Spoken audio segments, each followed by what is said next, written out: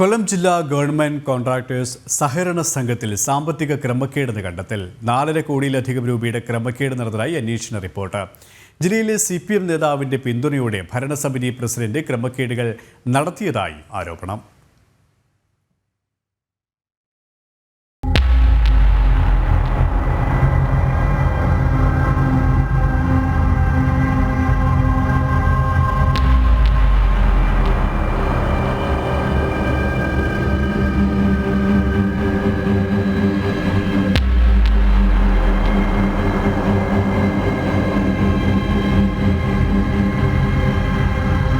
Sakthikulangara unit inspector സഹകരണ രജിസ്ട്രാർക്ക് സമർപ്പിച്ച അന്വേഷണ റിപ്പോർട്ടിൽ ക്രമവിരുദ്ധമായാണ് കാര്യങ്ങൾ നടന്നതെന്ന് വ്യക്തമാകുന്നുണ്ട്.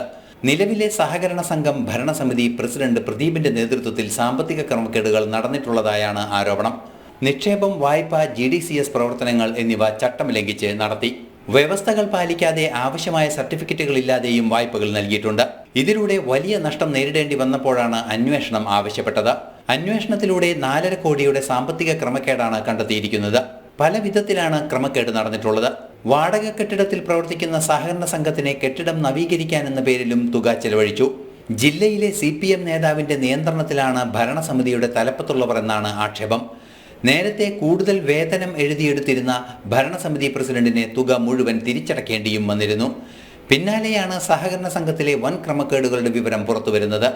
സഹകരണ നിയമപ്രകാരമുള്ള തുടർ നടപടികളുമായി മുന്നോട്ടു പോകാനാണ് അധികൃതരുടെ തീരുമാനം.